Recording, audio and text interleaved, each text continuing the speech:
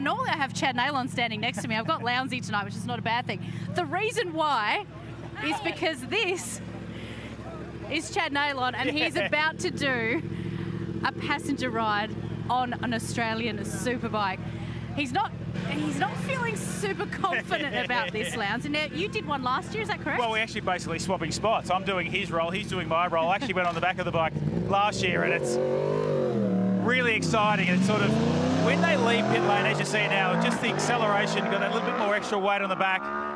There's that wheelie, got the hand out.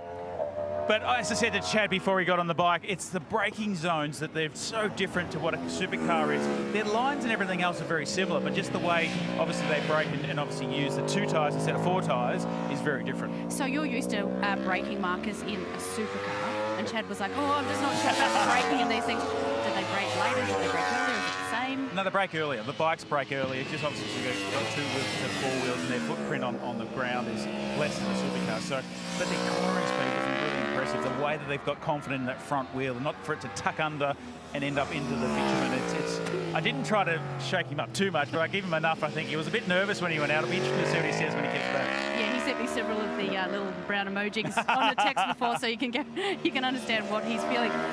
We're going to come back and check in with him when he comes back in. But 2 practice sessions today for the supercars, and Craig, it was Shane van Gisbergen on top again. It was, and it was really interesting because in practice 1 he wasn't fast, or both cars weren't that really speedy. And I think what they were working on was more of a race car in the practice 1, waiting for the track to evolve, and I think also waiting for the track to come up to temperature, which is what they're going to face a little bit more similar tomorrow. But Shane put on a set of tyres. I went and asked the team after practice 1, was there a problem? Were they working on anything?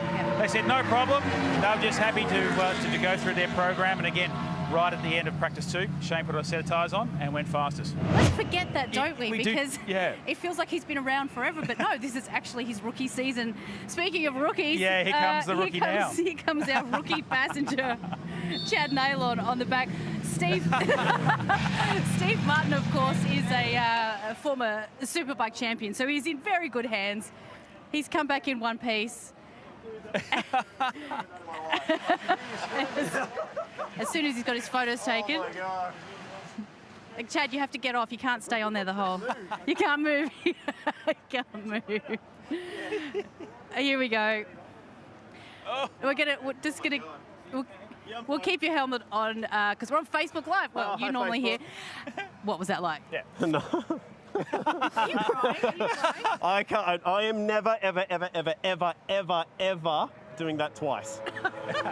That was the scariest thing I've done in my life comfortably. What was the worst part? Oh, all of it. Stopping. Stopping, I was airborne. I couldn't get my butt back on the seat. I spent half of it just lying on Steve's back, just like, ugh. You own a motorbike. You ride a motorbike. No, but it's nothing like that. Okay. It was so scary. The speed down the front straight I was kind of okay with. It's the stopping that gets you. It's like, oh, are you serious? And the thing just stops like that, and you just feel like you're flying forward. And you feel so exposed because you're sitting up and it's so high up in the air. I don't know what we're doing down the front straight. I certainly wasn't looking over at the speedo. What was he like? Well, he should have always go to the safety briefing, okay? Because he missed the safety briefing, and he's like, all I could feel was like something smacking me in the back and screaming at the same time. And I literally, I'm thinking, yeah, I should have told you to tap me to tell me to slow down. So he would have been tapping me heaps though, so I'm glad I didn't. But how good is it though to mix the superbikes with the supercars? Oh, unreal. It's just, something that, well, I don't know if you remember, but back in the day when we used to do it, I was part of that. So I've always been, wanting to be involved with it, and to have it back together is just amazing. Thank you for the stories. We've got something to talk about him over the weekend. Absolutely.